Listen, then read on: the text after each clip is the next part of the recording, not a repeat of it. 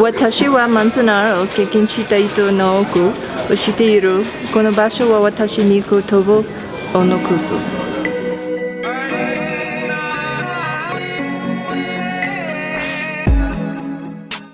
Our English teacher, Mr. Rodriguez, aka DJ Twist, gave us sophomore engineers the chance to relive the Japanese during the internment camps.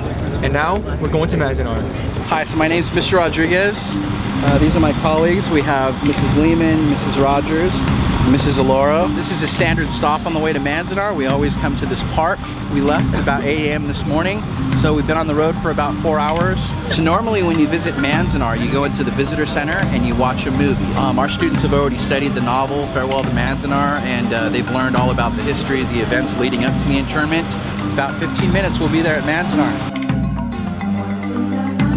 History can and often does repeat itself if you don't watch out for your rights and you let people take advantage. They will. Could you imagine getting off this bus and this being your home for the next 3 years?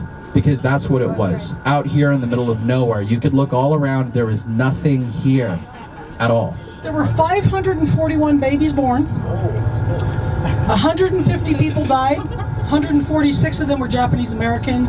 This is a block. Just pretend like there's 20 buildings in this little place, and then times that by 36, and that's Manzanar.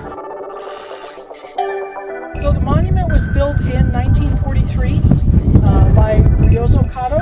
You know what the people born in Japan are called? Yeah, well, some people call them Japs, but no, Issei means one, first generation. And their children who were born here were called Nisei, which is for the number 2. And then the next generation is Sansei. So from reading the book to now and seeing Manzanar, what are your emotions? What are your full emotions, Mr. Rodriguez? Honestly, I feel kind of sad being here and knowing that so many people lived here and died here, and this is part of their history. And kind of imagining what it would be like to be here during that time. How about you, Kicho? What I feel, I can connect to this because I'm Asian, and yeah, it's just very emotional, very sad.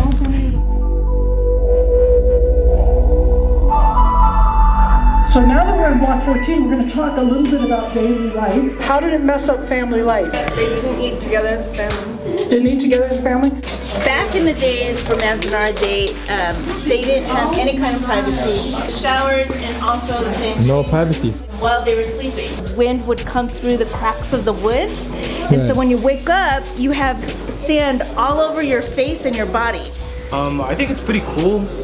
I've read the book twice, so you know, obviously when you read a book, you kind of get a picture in your head. So to get that picture you have in your head and kind of put it in front of you was it was a cool experience. Some of these Japanese, they were Americans already. It's pretty sad because it makes you realize how privileged you are to like be at home and be with your family.